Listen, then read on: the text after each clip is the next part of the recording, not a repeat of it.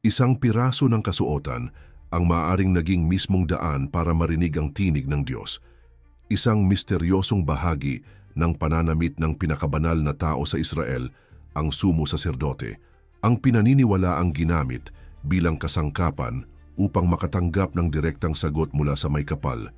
Sa kanyang dibdib, nakaayos ang 12 makinang na batong hiyas, bawat isa kumakatawan sa isang tribo ng Israel.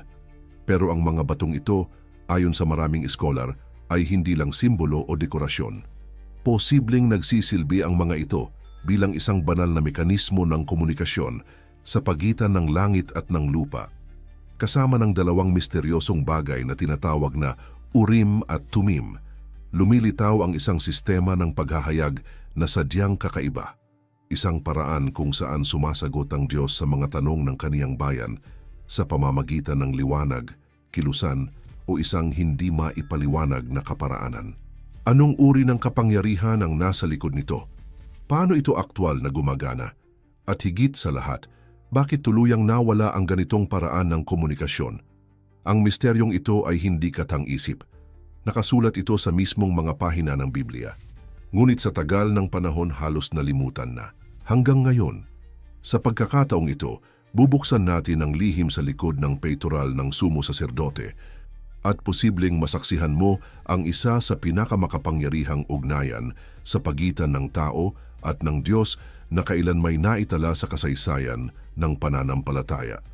May isang detalyeng karaniwang nilalampasan ng maraming mambabasa ng Biblia, isang piraso ng kasuotan na aunang tingin tila simpleng alahas lang.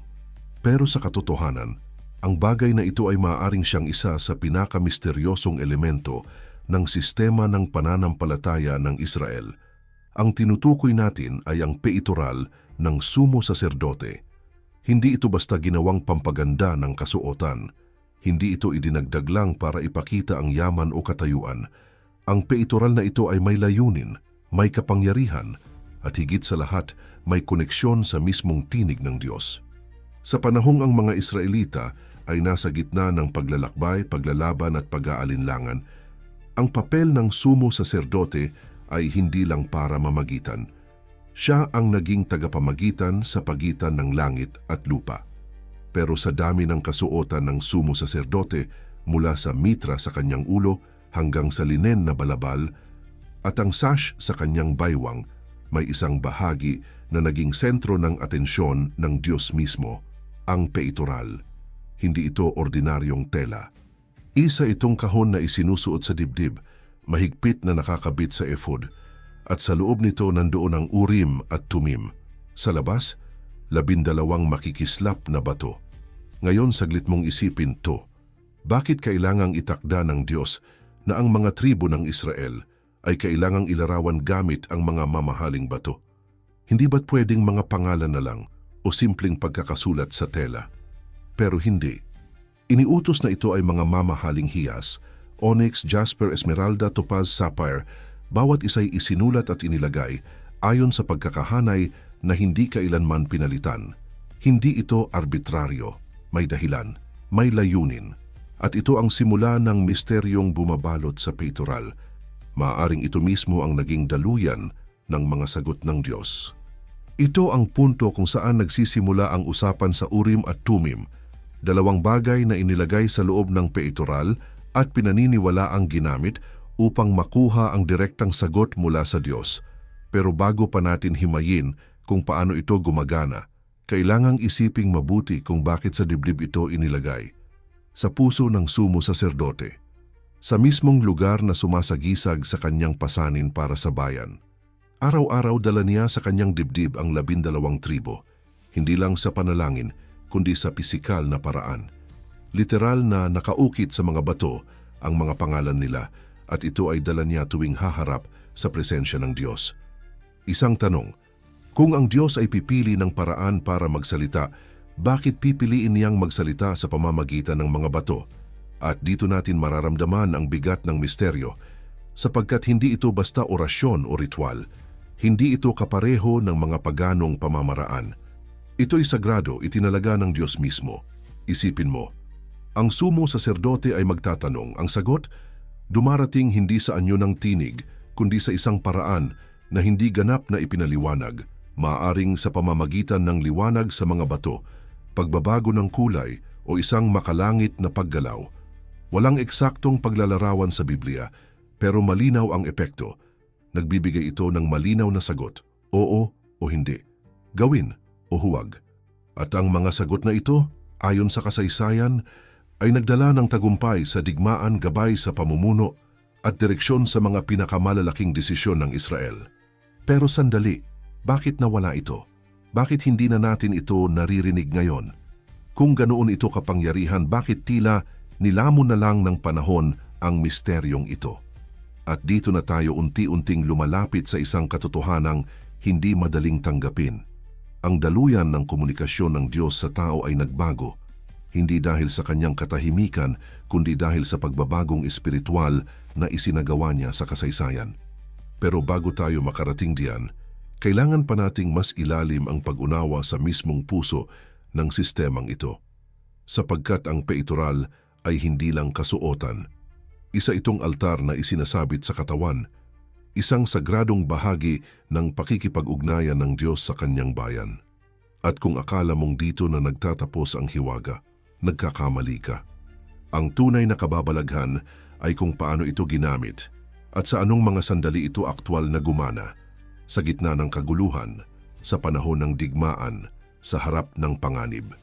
Kung gusto mong malaman kung paano talaga sumagot ang Diyos sa pamamagitan ng peitoral na ito, huwag mong bibitawan ang susunod dahil doon natin masusulyapan ang pinakakakaibang paraan ng paghahayag ng Diyos sa kasaysayan ng sangkatauhan. Sa mundo ng sinaunang Israel, walang bahagi ng kasuotan ng sumo saserdote ang ginawang basta-basta. Bawat piraso ay may sukat, layunin at kahulugan. Pero kung may isang bahagi na lubhang kinargahan ng Diyos ng detalye, iyon ay ang peitoral ng paghatol. Hindi ito simpleng disenyo o palamuti. Ang mismong Diyos ang nagbigay ng eksaktong sukat, eksaktong material, eksaktong ayos, at kung paanong ito ay dapat ikabit sa katawan ng sumo saserdote. Ang utos ay hindi bukal sa tradisyon ng tao, kundi galing sa Diyos mismo. At kapag ang Diyos ay nag-utos ng ganitong antas ng detalye, isang bagay ang sigurado, may mabigat na dahilan. Sa aklat ng Exodo Kabanata 28, detalyado ang pagkakalarawan ng peitoral. Isang parisukat, gawa sa ginto, asul, purpura, at pulang sinulid, at pinatibay ng telang lino na pino ang pagkakahabi. Ngunit ang tunay na sentro ng peitoral ay ang 12 bato, 12 tribo, 12 pangalan, 12 alaala ng pakikipagtipan ng Diyos sa kanyang bayan. Ang mga batong ito ay hindi lamang isinabit kung saan-saan. Inilagay ito sa 4 na hanay, tig-3 bato bawat hanay, eksaktong nakaayos sa isang disenyong walang puwang para sa pagbabago. Isa itong pahayag na ang Diyos ay Diyos ng kaayusan at ang kanyang plano ay eksaktong sinusunod, walang dagdag, walang kulang. Pero ang mas nakakakilabot na bahagi ay ito. Bawat isa sa 12 bato ay may nakaukit na pangalan ng tribo ng Israel. Hindi ito isinulat sa tela, hindi isinabit na papel, kundi inukit sa mamahaling hiyas. Bakit ganon? Dahil ang inukit ay hindi mabubura. Kapag ang isang pangalan ay inukit sa bato, ito ay pananatili. Isa itong simbolo ng hindi mababaling ugnayan sa pagitan ng Diyos at ng kanyang bayan. At tandaan mo ito, ang mga batong ito ay inilagay sa dibdib ng sumo saserdote, ang pinaka-espiritual na bahagi ng katawan, sa puso, sa gitna ng kanyang katawan, sapagkat ang bawat tribo ay dapat dalhin hindi lamang sa isip ng leader, kundi sa mismong damdamin, sa konsensya, sa puso ng panalangin. Ngunit hindi rito nagtatapos ang lalim ng disenyo. Ang mga bato ay hindi basta kinuha lang mula sa kung saan. Ang bawat uri ng bato ay may partikular na kahulugan. Ayon sa mga eskolar at mananaliksik ng Biblia, ang mga batong ginamit, gaya ng sardio, topaz, esmeralda, turkesa at iba pa, ay may tiyak na kahulugan sa kultura at relihiyong Hebreo. Halimbawa, ang ilan ay sumisimbolo ng hustisya, ang iba ng kapayapaan, ang ilan pa'y ng lakas ng loob. Ngunit sa kabuuan, Ang mensahe ay malinaw. Ang Diyos ay hindi namimili ng tribo. Bawat isa ay mahalaga. Bawat isa ay isinulat sa isang bagay na hindi nasisira. At kapag ang sumo saserdote ay humaharap sa Diyos, hindi lang siya ang kanyang nakikita, kundi ang buong Israel isinakatawan sa mga batong kumikislap sa kanyang dibdib. Dito na natin makikita kung gaano kabigat ang responsibilidad ng pagiging sumo saserdote. Hindi lang siya tagapamagitan, hindi lang tagapag-alay. Siya ang nagdadala ng buong bayan sa presensya ng Diyos. Araw-araw, sa bawat hakbang, dala niya ang buong sambayanan, hindi sa papel, kundi sa hiyas. Isang paalala sa kanya at sa Diyos, ang bawat tribo, kahit anong laki o kasaysayan nito, ay bahagi ng tipan, bahagi ng plano, at wala ni isa mang pwedeng alisin. Pero heto ang tanong. Kung ang Diyos ay nagpahayag ng ganito kalinaw na disenyo para lang sa kasuotan, ano pa kaya ang nilalaman ng mismong sistema ng komunikasyon sa pagitan niya at ng kanyang bayan? Ano pa kaya ang kayang isiwalat ng peitoral na ito, lalo na kapag isinama na ang Urim at Tumim? At bakit ang ganitong sagradong kasuotan ay tila unti-unting naglaho sa kasaysayan na parang sinadyang itago mula sa mga mata ng makabagong panahon? Huwag kang bibitaw.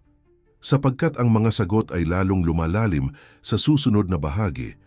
At kung iniisip mong alam mo na kung para saan talaga ang mga batong iyon, mas magugulat ka sa kung paanong ito ay ginamit para magbigay ng gabay sa mga pinakadramatikong desisyon sa kasaysayan ng Israel.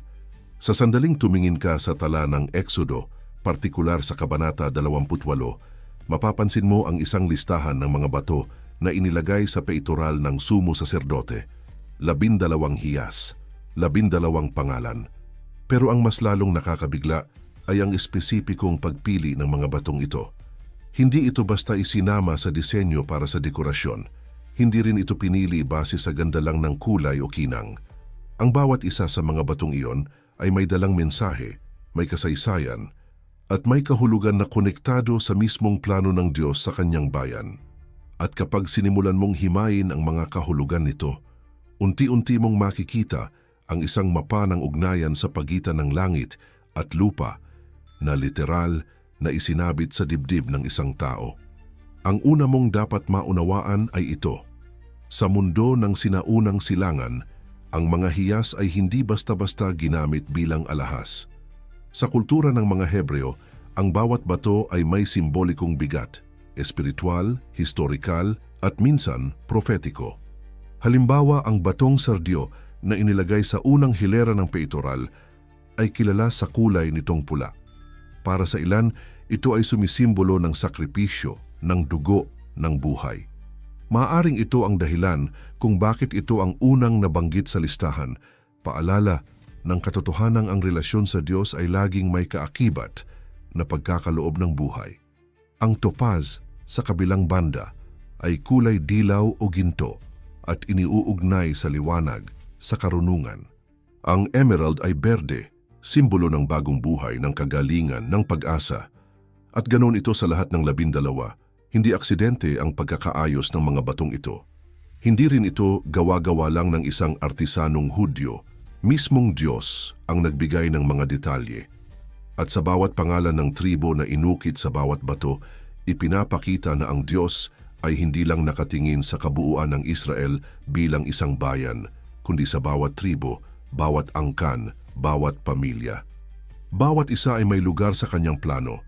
Bawat isa ay may kinang sa kanyang paningin, at bawat isa ay literal na inilagay sa harapan niya sa tuwing humaharap ang sumo saserdote sa presensya ng Diyos sa kabanal-banalang dako. Dito pumapasok ang misteryo. Kung ang bawat bato ay may simbolismo, posible kayang ang kabuuang disenyo ng peitoral ay isang code. Isang mensaheng espiritual na inilaan, hindi lamang para sa panahong iyon, kundi pati sa atin ngayon.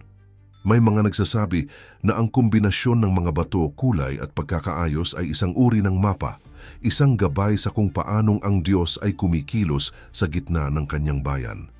Hindi ito nakikita sa isang tingin. Kailangan itong pagnilayan, himayin at higit sa lahat, intindihin mula sa pananaw ng mga taong unang tumanggap ng utos mula sa Diyos. At heto ang isang tanong na hindi natin pwedeng balewalain. Paano kung ang mga batong ito ay hindi lang sumasagisag sa mga tribo ng Israel, kundi pati sa mga katangian ng Diyos na nais niyang maipamalas sa kanyang bayan? Paano kung ang bawat kulay, bawat kinang, at bawat posisyon sa peitoral ay may kaukulang katangian, tulad ng katarungan, awa, katapatan, kapangyarihan, na inilalantad sa isang disenyo na inilagay sa dibdib ng kanyang hinirang na tagapamagitan? Ang mas nakakakuryente pa ay, ito, may mga teorya na nagsasabing ang mga batong ito ay hindi lang ginagamit bilang dekorasyon o simbolo, kundi aktwal na sumasali sa proseso ng paghahayag ng kalooban ng Diyos. Kapag ang Urim at Tumim ay ginagamit, may paniniwala na ang mga bato sa peitoral ay maaaring magliwanag, magpalit ng kulay, o magpakita ng palatandaan para magbigay ng sagot sa tanong ng sumo saserdote. Hindi ito basta ritual. Isa itong sagradong komunikasyon, at ang mga hiyas ay posibleng naging visual na instrumento ng direktang sagot mula sa langit. Kapag iniisip natin ito, kailangan nating itanong, anong klaseng relasyon mayroon ng Israel noon sa Diyos na maging ang kasuotan ng kanilang espiritual na leader ay ginagamit para sa komunikasyon? At higit pa roon, anong klase ng Diyos ang gumagawa ng ganoong klaseng sistema, kung saan ang kagandahan at kabanalan ay pinagsama sa isang disenyo na may bisa, kapangyarihan at misteryo? Hindi ito katang-isip, hindi rin ito simbolismo lang. Ito ay literal na bahagi ng kautusan ng Diyos sa kanyang bayan. At kung iisipin mong mabuti, walang ibang relihiyon o paniniwala sa buong mundo ang may ganitong detalyado at sagradong disenyo ng ugnayan sa Diyos, gamit ang bagay na isinusuot. Sa bawat bato, sa bawat pangalan, at sa bawat pagharap ng sumo saserdote sa presensya ng Diyos, bumubukas ang isang bintana sa pagitan ng langit at lupa. Pero hindi pa tayo tapos. Sa susunod, sisisirin natin ang mas mahiwaga pang bahagi ng peitoral, ang mismong Urim at Tumim. Dalawang bagay na sa loob ng peitoral ay naging direktang instrumento ng paghahayag ng Diyos. At sa pag-unawa natin sa kanilang gamit, mas lalalim pa ang misteryo, mas lalawak pa ang tanong, at mas titindi pa ang pagkaunawa natin kung paanong ang Diyos ng Israel ay hindi nanahimik noon, kundi siya ay nagsalita sa paraang hindi kayang tapatan ng kahit anong relihiyon sa buong mundo. Habang mas lalong lumalalim ang usapan tungkol sa peitoral ng sumo saserdote, may dalawang elemento na laging lumilitaw sa gitna ng misteryo, ang Urim at Tumim. Madalas silang banggitin sa mga talatang tila kapirasong pahapyaw lamang, walang malinaw na deskripsyon, walang eksaktong hugis at walang detalyadong paliwanag kung paano sila gumagana. Pero ang hindi masyadong sinasabi ay ito, kahit gaano pa kasimple ang pagbanggit sa kanila, hindi matatawaran ang papel na ginampanan ng Urim at Tumim sa ugnayan sa pagitan ng Diyos at ng kanyang bayan. Sa loob ng peitoral, nakatago ang dalawang bagay na ito. At ayon sa maraming iskolar, sila ang mismong susi kung paano nagsasalita ang Diyos. Magsimula tayo sa pinakaimportanteng tanong, ano ba talaga ang Urim at Tumim? Sa literal na salin, ang Urim ay maaaring mga hulugang mga liwanag at ang Tumim ay maaaring mga hulugang kaganapan o katotohanan. Ibig sabihin, sa pagsasama ng dalawang salitang ito, tila binubuo nila ang isang espiritual na konsepto ng kaliwanagan at katumpakan. Ngunit hindi ito metaphor lang. Ang mga ito ay aktwal na bagay, pisikal na inilagay sa loob ng peitoral ng sumo saserdote. At kapag ang bayan ng Israel ay nahaharap sa desisyon na hindi nila kayang sagutin gamit lang ang karunungan ng tao, dito nila kinukonsulta ang Diyos sa pamamagitan ng mga banal na ito. Sa Aklat ng Mga Bilang, Kabanata 27, malinaw ang utos ng Diyos kay Moises. Si Eleazar na anak ni Aaron, ang magiging susunod na sumo saserdote, ay gagamit ng Urim upang kunin ang desisyon ng Diyos para kay Josue. Isang konkretong halimbawa ng kung paano ginamit ang Urim sa aktwal na pagpili ng liderato. Hindi ito boto ng mga tao, hindi ito hula, hindi rin ito parang tirahan sa pamamagitan ng opinyon. Ito ay direktang sagot mula sa Diyos. Ngunit paano nagbibigay ng sagot ang Urim at Tumim? May ilang teoryang sinubukang ipaliwanag ito. Ayon sa tradisyong Hebreo, isa sa mga pinaniniwalaang posibilidad ay ang pagliwanag ng ilang mga letra na nasa mga pangalan ng 12 tribo sa mga batong nakaukit sa peitoral. Kapag nagtanong ang sumo saserdote, maaaring may mga batong kumikislap o letra na lumilinaw upang bumuo ng isang salita o direksyon. May mga naniniwala ring ang Urim at Tumim ay 2 bato, isa para sa oo at isa para sa hindi, na inilalabas sa ritual ng tanong at sagot. Ngunit kahit anong interpretasyon ang piliin mo, isa lang ang malinaw. Ito ay itinalaga ng Diyos bilang paraan ng kanyang sagot, hindi ng tao. Ang mas nakakapagpatayo ng balahibo rito ay ang bigat ng mga tanong na sinasagot ng Diyos sa pamamagitan ng Urim at Tumim. Hindi ito simpleng anong araw tayo aalis, kundi tanong na may kinalaman sa buhay o kamatayan. Maglalaban ba tayo? Lilipat ba tayo? Paparusahan ba ang tribong ito? Sino ang dapat piliin bilang leader? Sa lahat ng ito, hindi pwedeng magkamali ang sagot, kaya't ang Diyos mismo ang nagbibigay ng desisyon. At ang peitoral ng sumo saserdote na may dalang Urim at Tumim ang naging eksaktong kasangkapan para dito. Isipin mong mabuti ang ganitong uri ng komunikasyon. Hindi ito dasal na kailangang hintayin ng matagal ang kasagutan. Hindi ito pangitain na lumilitaw lang sa iilan. Ito ay direktang mekanismo na inilaan ng Diyos para sa isang partikular na layunin, upang gabayan ang kanyang bayan sa mga mahahalagang desisyon. At dahil ito ay inilagay sa loob ng peitoral, malinaw na ito ay hindi dapat ginagamit kung kailan lang gustuhin ng tao. Ito ay banal. Ito ay para lamang sa mga bagay na hindi kayang lutasin ng sariling karunungan. Kapag ang tanong ay lampas sa luhika, lampas sa lakas ng tao, lampas sa politika, doon dumarating ang Urim at Tumim. Pero dito lumalalim ang misteryo. Bakit halos walang paliwanag kung ano talaga ang Urim at Tumim? Bakit napakakaunting talata tungkol sa mga ito? At bakit, sa paglipas ng panahon, tila tuluyang nawala ang kanilang gamit? Ayon sa tradisyong Hudyo, noong itinayo ang ikalawang templo, ang peitoral ay muling ginawa, ngunit ang Urim at Tumim ay hindi na gumagana. Nariyan pa raw ang pisikal na anyo, pero wala nang kapangyarihan, wala na ang sagot, wala na ang gabay. At dito natin mararamdaman ang bigat ng pagkawala, sapagkat kapag ang Urim at Tumim ay hindi na sumasagot, ang bayan ay kailangang matutong umasa hindi sa senyas, kundi sa pananampalataya. Ang tanong ngayon, pinili bang manahimik ng Diyos? O sinadya niyang ipakita na ang uri ng komunikasyon na ginamit niya noon ay bahagi lang ng isang mas malawak na plano? Sa pagbagsak ng templo, sa pagkawala ng sumo saserdote, at sa pagsasara ng direktang paghahayag sa pamamagitan ng peitoral, may bagong yugto ng kasaysayan na binuksan. Pero bago tayo makarating doon, kailangan pa nating maunawaan kung paano at kailan eksaktong ginamit ang Urim at Tumim. Sa mga susunod na bahagi, susuriin natin ang aktwal na mga kwento ng Biblia, kung saan ang mga bagay na ito ay ginamit at kung paano nagbago ang kapalaran ng buong bansa base sa sagot na kanilang natanggap mula sa mismong Diyos. Kapag naririnig natin ang salitang sumagot ang Diyos, ang unang pumapasok sa isip ng marami ay panalangin, pangitain o isang tinig na bumabasag sa katahimikan ng gabi. Pero sa panahon ng lumang tipan, may pagkakataon na ang sagot ng Diyos ay hindi dumaan sa salita ni sa panaginip, kundi sa mismong kasuotan ng sumo saserdote. At dito pumapasok ang hindi pangkaraniwang tanong, paano eksaktong gumagana ang peitoral kasama ng Urim at Tumim? Bilang daluyan ng banal na komunikasyon, hindi ito gawa-gawa. Hindi ito haka-haka ng mga relihiyosong lider. Ito ay aktwal na iniutos ng Diyos at may ilang ulit sa kasaysayan ng Israel na pinatotohanan ito ng mismong mga kwento ng Biblia.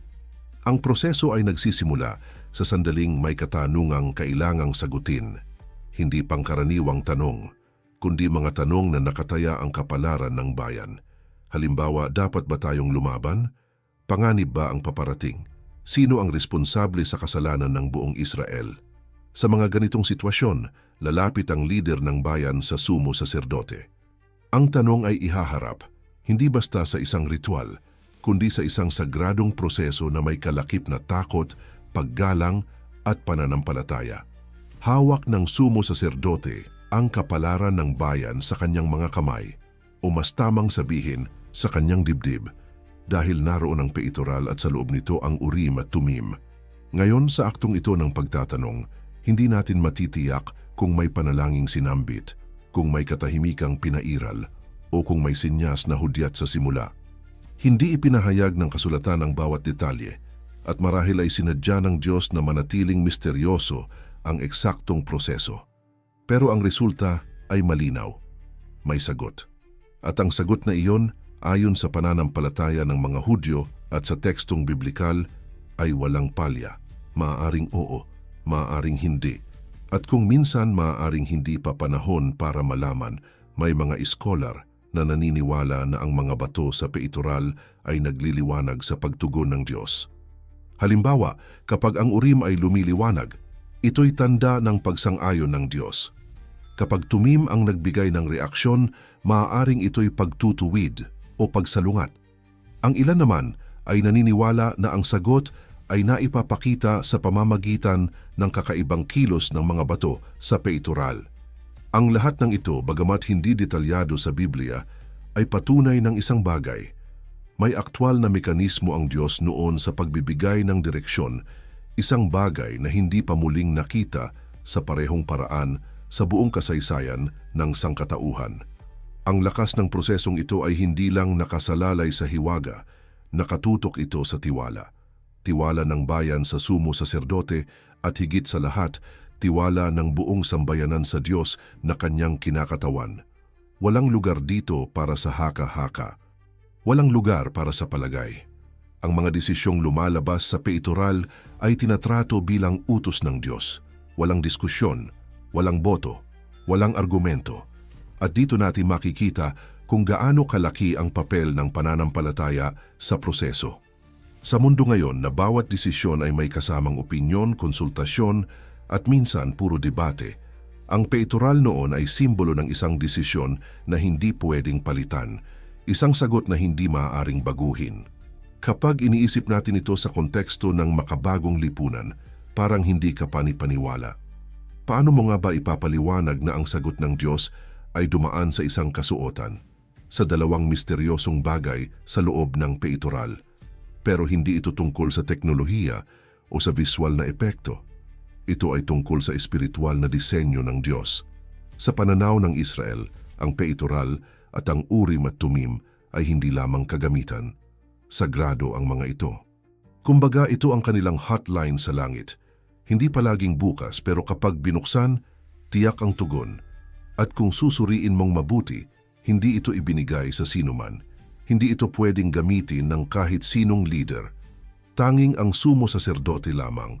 At iyon ay kung siya ay nasa kalagayan ng kabanalan, may pusong handang sumunod, at may tungkuling dalhin ang katanungan ng bayan sa presensya ng Diyos. Kaya't kung may duda sa kanyang katapatan, kung siya ay marumi sa espiritual na aspeto, maaring hindi gumana ang Urim at Tumim. Ang mekanismong ito ay hindi pwedeng manipulahin, hindi pwedeng gamitin para sa pansariling kapakinabangan. Isa itong daluyan na gumagana lamang kapag ang intensyon ay dalisay, ang layunin ay banal, at ang tanong ay may bigat na naaayon sa kapangyarihang banal. Pero heto ang pinakadelikadong bahagi ng usapin. Dahil sa espiritual na lalim ng prosesong ito, hindi ito ginamit ng basta-basta. Hindi araw-araw nagkonsulta ang Israel sa Urim at Tumim. Ginamit lang ito sa mga sandaling talagang hindi sapat ang karunungan ng tao. Ibig sabihin, may takot na kalakip ang bawat pagtatanong.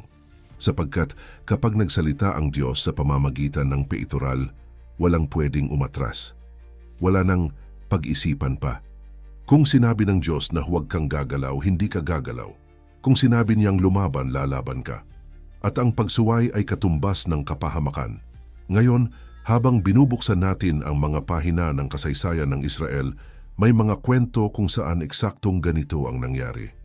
May mga panahon na tumanggi silang sumunod sa sagot ng Diyos at nagbunga ito ng trahedya. May mga panahon din na sumunod sila kahit hindi nila naintindihan ang lohika at ang resulta ay tagumpay. Sa mga susunod na bahagi ng ating video, sisilipin natin ang mga kwentong ito upang maunawaan kung paanong ang peitoral ay naging instrumento hindi lang ng komunikasyon, kundi ng buhay at kamatayan. At mula rito, makikita natin kung bakit, kahit sa pagkawala ng Urim at Tumim, ang pangarap ng tao na marinig ang Diyos ay nananatiling buhay hanggang ngayon. Isa sa mga pinakamalinaw na indikasyon sa Biblia na ang peitoral kasama ang Urim at Tumim ay hindi simbolismo kundi aktwal na kasangkapan ng komunikasyon mula sa Diyos ay makikita sa mga totoong pangyayari na nabanggit sa kasulatan. Hindi ito teorya, hindi ito haka-haka. May mga dokumentadong insidente kung saan ang Diyos ay sumagot sa pamamagitan ng kasuotang ito, mga sagot na may konkretong epekto sa desisyon, direksyon at kapalaran ng buong bayan ng Israel. At kapag binuksan natin ang mga pahinang ito ng kasaysayan, masisilip natin kung paanong ang kapangyarihan ng langit ay bumaba, dumaan sa dibdib ng isang tao at nagbigay ng utos na walang lugar para sa pagdududa. Isang halimbawa ay makikita sa unang aklat ni Samuel, Kabanata 23. Si David, na sa panahong iyon ay isang takas na hinahabol ni Haring Saul, ay naharap sa isang delikadong sitwasyon. Isang bayan sa Huda, ang Keila, ay sinalakay ng mga Filisteo. Ang tanong, dapat ba niyang tulungan ang Keila? Dapat ba siyang makialam kahit wala siyang opisyal na kapangyarihan? Kung siya'y makikisangkot, malalagay ba sa panganib ang kanyang grupo? Sa harap ng ganitong sitwasyon, si David ay hindi umasa sa sariling pakiramdam. Hindi siya nagpasya dahil sa emosyon, bagkus tinawag niya si Abiatar, ang pari, at sinabi, "Dalhin mo rito ang ephod." Tandaan mo, ang ephod ay hindi lang basta kasuotan. Ito ang may peitoral at sa loob ng peitoral, naroon ang Urim at Tumim. Sa pamamagitan ng ephod, si David ay nagtanong sa Diyos, "Dapat ba akong lumaban para sa Keila?" Ang sagot ay oo, at niligtas nga ni David ang Keila. Pero hindi dito nagtapos ang konsultasyon. Nang malaman niyang maaaring isumbong siya ng mga taga-Keila kay Saul, muli siyang nagtanong, "Ibibigay ba ako ng mga taga-Keila sa kamay ni Saul?" At muli, sa pamamagitan ng ephod, sumagot ang Diyos, "O, isusuko kanila." Kaya't agad siyang umalis.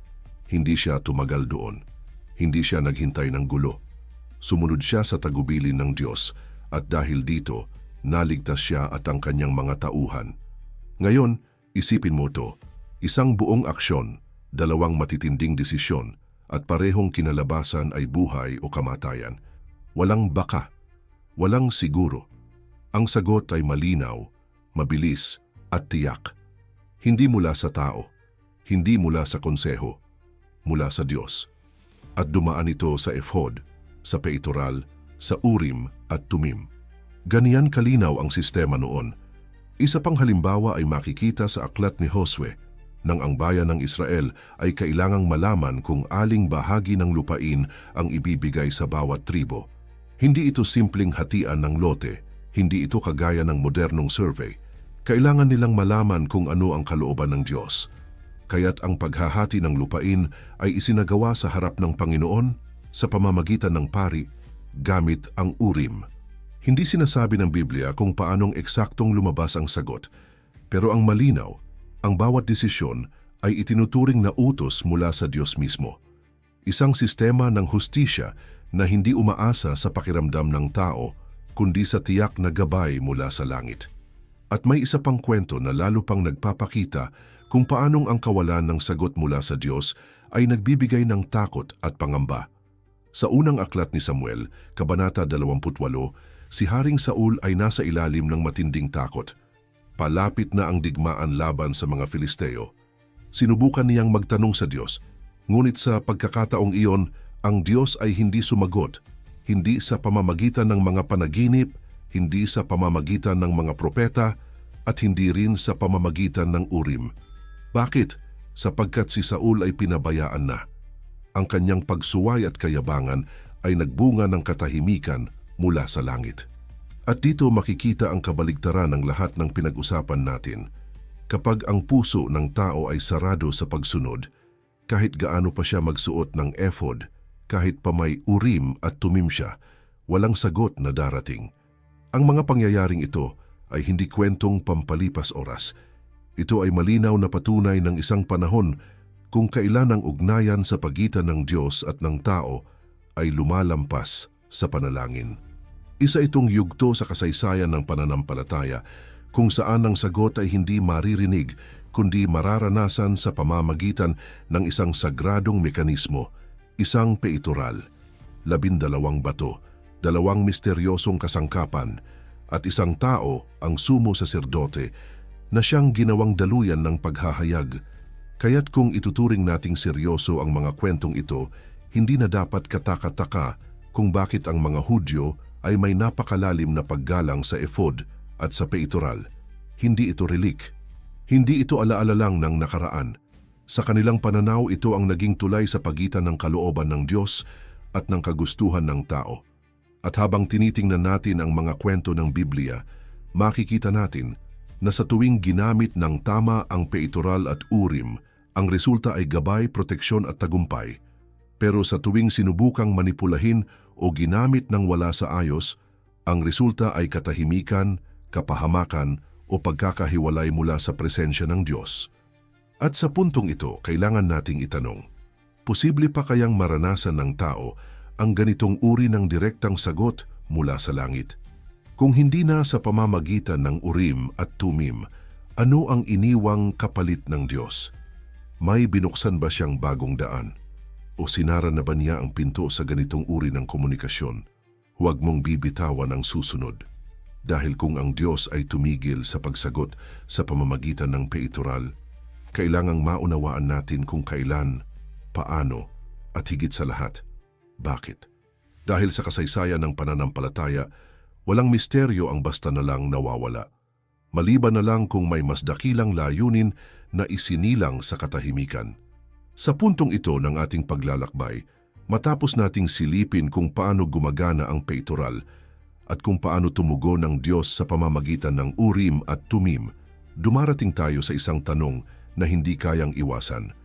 Kung ganoon ito kapangyarihan, kung ito'y aktwal na instrumento ng Diyos, bakit bigla itong nawala? Bakit hindi na natin ito nararanasan ngayon? At higit sa lahat, bakit tuluyang nawala ang ganitong uri ng banal na komunikasyon mula sa kasaysayan ng Israel? Ang kasagutan ay hindi simple. Hindi ito isang pangyayari lang. Hindi ito basta isang araw na nagising ang mga pari at napansin nilang hindi na gumagana ang Urim at Tumim. Ang pagkawala ng banal na komunikasyon ay hindi dulot ng teknikal na problema, kundi isang seryosong pagbabago sa relasyon ng bayan sa Diyos. Ang nawala ay hindi lang mekanismo, ang nawala ay ang karapatan. Magsimula tayo sa panahon pagkatapos ng pagkamatay ni Haring David at ni Solomon. Nahati ang kaharian, naging hilaga at timog. Nahulog sa idolatriya ang karamihan. Ang mga pari ay naging mga opisyal na sunod-sunuran sa mga hari imbes na sa Diyos. Ang templo ay patuloy na ginagamit, pero ang kabanalan ay unti-unting nilamon ng kompromiso. At habang ang puso ng bayan ay lumalayo sa Diyos, unti-unti ring nanahimik ang langit. Hanggang sa tuluyang naglaho ang Urim at Tumim sa panahon ng pagkatapon sa Babylonia. Walang direktang talata sa Biblia na nagsasabing, mula sa araw na ito, titigil nang magsalita ang Diyos sa pamamagitan ng peitoral. Pero makikita sa kasaysayan ng Israel na matapos ang pagkawasak ng unang templo at ang pagsakop ng Babylonia, hindi na muling nabanggit na gumana pa ang Urim at Tumim. Oo, nariyan pa ang mga pari. Nariyan pa ang ritual na itayo pa nga muli ang ikalawang templo. Pero ayon sa tradisyong Hudyo, kahit may peitoral, wala na ang Urim at Tumim. Nandoon ang anyo pero wala na ang espiritu. Isang paalala ito sa atin, ang Diyos ay hindi basta nagsasalita dahil may kasangkapan. Ang Diyos ay nagsasalita kapag ang puso ng tao ay handang makinig. At sa panahong iyon, ang puso ng Israel ay puno ng paghihimagsik, pagmamataas at kompromiso. Kaya ang katahimikan ng Diyos ay hindi kakulangan ng kapangyarihan, kundi isang pahayag. Hindi niya pinilit ang kanyang tinig. Sa halip, ipinakita niya na ang komunikasyon ay palaging may dalawang panig. At dito papasok ang mas mabigat na tanong, Paano na kapag nanahimik ang langit? Paano na kapag ang gabay na dati mong kinokonsulta ay wala na? Dito mo makikita ang takot na naramdaman ni Haring Saul. Dito mo mararamdaman ang desperasyon ng mga Hudyo sa ikalawang templo. Sapagkat kahit paulit-ulit silang nag-aalay, kahit buo ang sistema, wala na ang sagot. Ang pagkawala ng Urim at Tumim ay hindi lang pagkawala ng kasangkapan. Isa itong senyales na may kailangang baguhin. Isang panibagong yugto ng plano ng Diyos ang nagsisimula. At kung titingnan natin mula sa mas malawak na pananaw, makikita natin na ang katahimikan ng Diyos sa panahong iyon ay hindi tanda ng pagtalikod, kundi paghahanda. Isang malaking paghahanda para sa isang mas dakilang paraan ng paghahayag na hindi na itatali sa isang tao, sa isang kasuotan, sa isang lugar. Isipin mong mabuti. Sa loob ng daan-daang taon, ang tanging paraan ng paghahayag ay dadaan sa sumo saserdote, sa templo, sa mga ritual. Pero papalapit ang panahon kung saan ang Diyos ay magsasalita hindi sa pamamagitan ng mga bato, kundi sa pamamagitan ng isang buhay. Hindi sa pamamagitan ng mga sagot na oo o hindi, kundi sa pamamagitan ng isang tinig na malinaw, buo at may katawan. Ang katahimikan ng Diyos sa huling mga siglo ng lumang tipan ay tila gabi bago ang pagsikat ng araw. Isang katahimikang hindi bunga ng pagkakalimot, kundi ng plano. At kung ito ay plano, ibig sabihin may susunod. Ang pagkawala ng Urim at Tumim ay parang pagsasara ng isang aklat, pero hindi pa katapusan ng kwento. Ang tanong ngayon ay ito: ano ang ipinaghahanda ng Diyos? Kung wala na ang sagot sa peitoral, saan siya magsasalita? Sa anong paraan ibabalik ng Diyos ang direktang komunikasyon sa kanyang bayan? At hindi lang sa iisang pari, kundi sa bawat isa na nananampalataya? Huwag mong palalampasin ang susunod, sapagkat ang susunod na pahayag ng Diyos ay hindi na lang para sa Israel. Ito ay para sa buong mundo. At kung ang Urim at Tumim ay misteryoso na para sa atin, ang darating ay mas mahirap tanggapin, ngunit mas makapangyarihan kaysa sa lahat ng nauna. Mula pa sa simula ng kasaysayan ng Israel, palaging may tensyon sa pagitan ng banal at ng makamundo, ng tiyak at ng misteryo, ng kung ano ang ibinunyag at kung ano ang tahimik na nanatili sa likod ng tabing. At walang ibang bahagi ng sistema ng pananampalataya ng lumang tipan ang mas puno ng ganitong tensyon kundi ang peitoral ng sumo saserdote, lalong-lalo na sa misteryosong Urim at Tumim. Ang mga ito ay literal na nasa puso ng espiritual na komunikasyon noon, pero halos walang sinabi ang kasulatan kung ano talaga ang mga ito.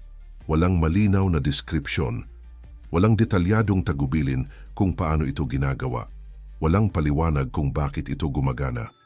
At dito na pumapasok ang mga teorya, paliwanag at argumento mula sa mga iskolar, rabbi at tagapag-aral ng Biblia sa loob ng maraming siglo.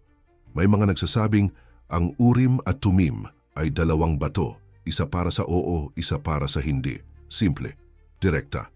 Tulad ng sinaunang sistema ng pagbunot ng kapalaran o orakulo sa mga bansang nakapaligid sa Israel. Ngunit may problema sa teoryang ito. Ang Diyos ay palaging nagbabawal sa mga ritual ng panghuhula na ginagawa ng mga pagano. Kaya kung ang Urim at Tumim ay kahalintulad lamang ng sistemang ginagamit ng mga bansa sa paligid, bakit ito iniutos ng Diyos mismo? Bakit ito inilagay sa pinakabanal na kasuotan ng pinakamataas na lingkod sa templo? Hindi makatuwirang sabihin na gagamitin ng Diyos ang parehong paraan na kanyang itinakwil sa ibang kultura. May ibang teorya na nagsasabing ang Urim at Tumim ay mga batong may nakaukit na mga titik. At kapag tinanong ang Diyos, ang mga batong ito ay nagpapakita ng sagot sa pamamagitan ng pagkislap ng mga letra na siyang bubuo ng isang salita o mensahe. Ito ay nakabatay sa ideya na ang peitoral ay may 12 bato.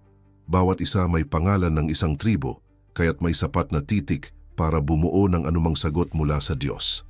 Sa ganitong paliwanag, hindi lang oo o hindi ang kayang ibigay ng Urim at Tumim. Pwede itong bumuo ng aktwal na mga salita. Pwede itong magbigay ng babala o ng direksyon. Pero sa dami ng letra sa Hebreo, posible ba talaga ito? At bakit wala tayong malinaw na record ng ganitong aktwal na pangyayari sa Biblia? Mas lalo pang tumitindi ang usapan kapag pumasok ang mga paliwanag mula sa masiselang sulok ng esoterikong tradisyon.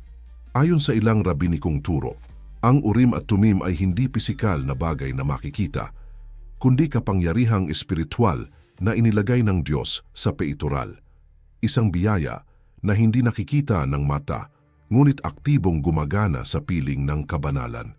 Kapag ang sumo saserdote ay malinis bukas sa kalooban ng Diyos at ang tanong ay mahalaga sa kapakanan ng bayan, ang espiritual na presensya ng Diyos ay nagiging aktibo sa peitoral at binibigyang buhay ang Urim at Tumim. Pero kapag ang tao ay hindi karapat-dapat, kapag ang tanong ay may halong pansariling interes, o kapag ang panahon ay hindi ayon sa kalooban ng Diyos, ang Urim at Tumim ay nananatiling tahimik. Isang malalim na paalala, hindi lahat ng tanong ay dapat sagutin, at hindi lahat ng sagot ay ibinibigay agad. May mga modernong iskolar na nagmungkahi rin na maaring ang Urim at Tumim ay mga batong ginamit para sa ritual na casting lots o pagpili ng sagot sa pamamagitan ng pagbunot. Ngunit muli bumabalik tayo sa parehong problema. Ang sistemang iyon ay katulad ng mga ritual ng mga pagano at hindi bababa sa 7 ulit sa lumang tipan. Malinaw na tinutulan ng Diyos ang anumang uri ng panghuhula, pagsangguni sa espiritu o mahika. Kaya't kung ang Urim at Tumim ay katulad din ng mga ito, bakit niya ito pinahintulutan? At higit pa riyan iniutos. Kaya't kung titingnan nating mabuti, sa kabila ng lahat ng mga paliwanag at teorya, isang katotohanan ang lumilitaw na hindi maikakaila. Ang Urim at Tumim ay hindi teknolohiyang kayang intindihin ng tao. Hindi ito formula. Hindi ito mekanismong kayang ulitin sa laboratorio. Isa itong bagay na gumagana lamang kung gugustuhin ng Diyos. At sa tuwing ito'y gumagana, hindi dahil sa kagalingan ng pari, kundi dahil sa kagandahang loob ng Diyos. Ang peitoral na may dalang Urim at Tumim ay naging banal hindi dahil sa materialis nito, kundi dahil sa presensya ng Diyos na nagpapatakbo rito. Ang pananahimik ng Diyos gaya ng nasabi na natin ay hindi palaging bunga ng galit. Minsan, ito'y paghahanda. Minsan, ito'y pagsubok. Minsan, ito'y paraan ng pagdidisiplina. Pero sa kaso ng Urim at Tumim, ang pananahimik ay nagsara ng isang yugto. Ang mga sagot na dati ay dumadaan sa pamamagitan ng mga hiyas ay titigil. At sa halip, ang bagong anyo ng paghahayag ay ilalagay hindi sa dibdib ng isang pari, kundi sa puso ng bawat isa na may pananampalataya. At dito tayo napapalapit sa pinakamatinding katanungan. Kung ang Urim at Tumim ay sadyang banal, bakit hindi ito ibinalik? Bakit hindi muling ipinag-utos ang paggawa ng bagong peitoral nang dumating ang panahon ng bagong tipan? Kung ganoon ito kahalaga, bakit hindi ito bahagi ng bagong kasunduan sa ilalim ng Mesiyas? Anong mas malalim na plano ang isinilang mula sa katahimikan ng peitoral? Huwag mong bibitawan ang susunod, sapagkat ang susunod na paraan ng paghahayag ay hindi na limitado sa templo.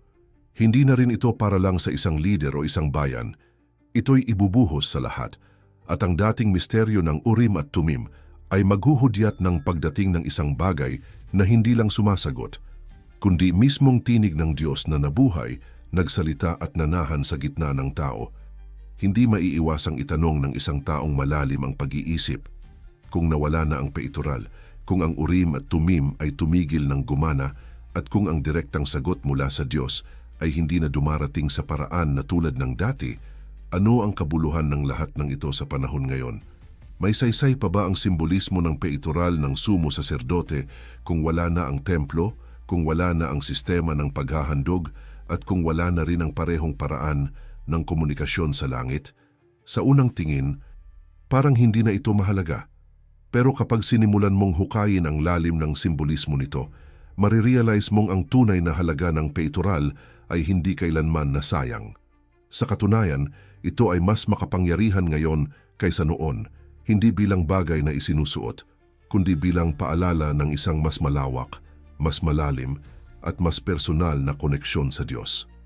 Ang sentro ng lahat ng ito ay hindi ang mga bato, hindi rin ang kasuotan. Ang tunay na sentro ay ang puso ng sumo saserdote. Tandaan mong ang mga pangalan ng 12 tribo, ay hindi isinulat sa scroll o inukit sa altar. Inilagay ito sa mga bato, at ang mga batong iyon ay isinabit sa dibdib, malapit sa puso. Araw-araw, tuwing haharap ang sumo saserdote sa Diyos, dala niya hindi lang ang kanyang pagkatao kundi ang kabuuan ng bayan.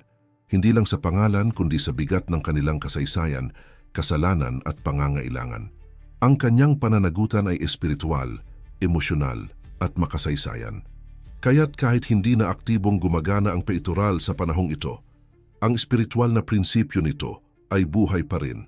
Sa bawat lalaking may tungkuling pangalagaan ang kanyang sambahayan. Sa bawat pinunong kailangang magdesisyong hindi lang para sa sarili, kundi para sa kinabukasan ng marami. Sa bawat ama, asawa o lingkod ng Diyos na kailangang magdala ng bigat ng pananagutan habang humaharap sa presensya ng may likha. Ang peitoral ay hindi na lang kasuotan. Ito na ngayon ay larawan ng puso ng taong tunay na namamagitan, tunay na nakikinig at tunay na sumusunod. At kung hahanapin mo sa bagong tipan kung paano muling isinabuhay ang prinsipyong ito, matatagpuan mo ito sa pinakamalinaw na anyo sa pagkatao ni Jesus. Siya ang tinawag na dakilang sumo saserdote, hindi ayon sa lahi ni Aaron, kundi ayon sa orden ni Melkisedek, isang pagkasaserdote na walang hanggan, hindi na kailangan ng mga batong hiyas o ng templo. Sa kanya, hindi lang 12 tribo ang dala niya sa harap ng Ama. Dala niya ang buong sangkatauhan, hindi lang pangalan, hindi lang simbolo. Dala niya ang sugat, ang kasalanan, at ang kabuuan ng ating pagkatao. At sa halip na peitoral, ang naging sagisag ng kanyang pagdadala ng tao sa Diyos ay ang krus na kanyang pinasan. Dito mo mas mauunawaan kung bakit hindi kailangang ibalik ang Urim at Tumim, sapagkat ang dating limitado sa oo o hindi ay pinalitan ng isang buhay na halimbawa. Hindi mo na kailangang maghintay ng sagot mula sa bato dahil ang sagot ay naging tao. Ang kalooban ng Diyos ay hindi na inililihim sa pamamagitan ng lihim na liwanag sa peitoral. Ito ay inilantad sa pamamagitan ng mga salita, gawa at sakripisyo ng anak ng Diyos. Pero hindi doon nagtatapos ang prinsipyo ng peitoral.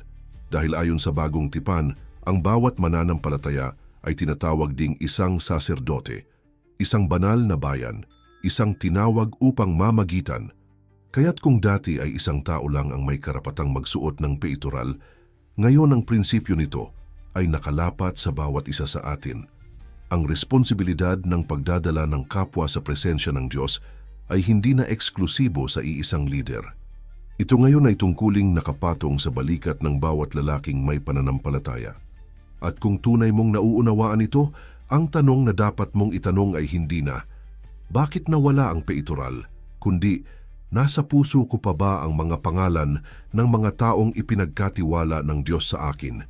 May dala ka pa bang tribo sa dibdib mo? O baka ang pananampalataya mo ay naging makasarili, umiikot sa sarili mong sagot, sarili mong plano, sarili mong kaginhawahan? Ang peitoral ay paalala na ang pananampalataya ay hindi lang tungkol sa paghahanap ng sagot para sa sarili. Ito ay tungkol sa pagdadala ng iba sa presensya ng Diyos. At sa panahon ngayon, sa gitna ng ingay ng mundo at dami ng boses na pilit nangungusap sa atin araw-araw, ang tunay na tanong ay ito. Sino ang handang manahimik, lumapit sa Diyos at magsabing, Panginoon, narito ang bayan mo, narito ang pamilya ko, narito ang sambayanan, nais kong dalhin sila sa harap mo. Sa susunod, matutuklasan natin na ang katahimikan ng Diyos ay hindi katapusan. Sa halip, ito ay paanyaya. Isang panibagong antas ng paghahayag, isang panibagong kaparaanan na hindi batay sa mga hiyas kundi sa kanyang espiritu. At kung handa kang makinig, baka marinig mo pa rin ang tinig na matagal mo nang hinahanap, ngunit hindi sa bato, kundi sa loob ng puso mong matagal nang tinatawag sa kabanalan. Ang mga bato ay hindi na umiilaw. Ang tinig ng Diyos ay hindi na naririnig sa pamamagitan ng peitoral. Ang templo ay wala na. Ang Urim at Tumim ay tahimik. Pero ang tanong na pinakamahalaga ngayon ay ito. Tumigil na ba talagang magsalita ang Diyos? O baka tayo ang tumigil makinig? Sa loob ng mahabang panahon, ang peitoral ng sumo saserdote ay nagsilbing tulay, isang visual na representasyon ng ugnayan ng tao sa Diyos. Ito ang sentro ng paghahayag. Dito dumarating ang mga sagot. Pero hindi ito ang dulo ng plano.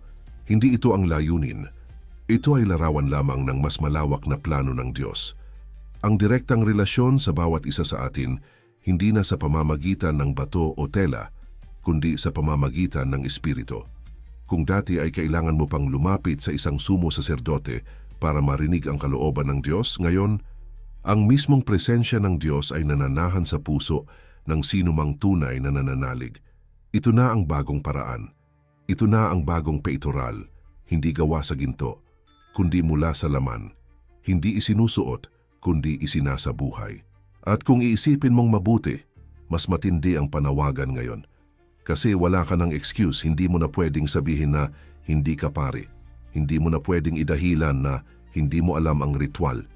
Ang lahat ng kailangan mo para marinig ang Diyos, ibinigay na. Ang tanong ay, gusto mo ba talaga siyang marinig? Dahil kung gusto mo, kailangan mong manahimik sa gitna ng ingay ng mundo. Kailangan mong buksan ang puso mo sa halip na umasa sa sagot na visual o dramatiko. Hindi na tanong kung kailan mangungusap ang Diyos. Ang tanong ay, handa ka bang sumunod kapag nagsalita siya? Ngayon, higit kailanman, ang daan ng komunikasyon sa Diyos ay bukas. Walang harang, walang pader, walang kurtina. At kung may natutunan tayo sa lahat ng napag-usapan, ito ang malinaw na buod. Ang Diyos ay hindi kailanman nanahimik ng walang dahilan. Ang kanyang mga sagot ay laging dumarating sa tamang panahon, sa tamang paraan, at sa pusong handang tumanggap. Kaya't kung sa mga huling minuto ng video na ito ay may isang bagay kang dadalhin, sana ito iyon. Ang tunay na misteryo ng peitoral ay hindi tungkol sa mga bato, kundi sa relasyon. Isang relasyon na ibinabalik ng Diyos sa bawat isa sa atin. Isang paanyayang huwag lang humingi ng sagot, kundi manindigan para sa pananampalatayang may kasamang pananagutan. At kung nakuha mo ang bigat ng mensaheng ito, kung may kumilos sa puso mo habang pinapakinggan mo ang video na ito, huwag mong hayaang dito lang ito matapos. I-like mo ang video. I-share mo ito sa iba, lalo na sa mga lalaking kailangang maalala kung ano ang ibig sabihin ng pagiging tunay na leader, tagapamagitan at tagasunod ng Diyos. Dahil ang misteryo ng peitoral ay hindi lang kasaysayan, ito ay paalala na hanggang ngayon nagsasalita pa rin ang Diyos. Tanong na lang kung makikinig ka.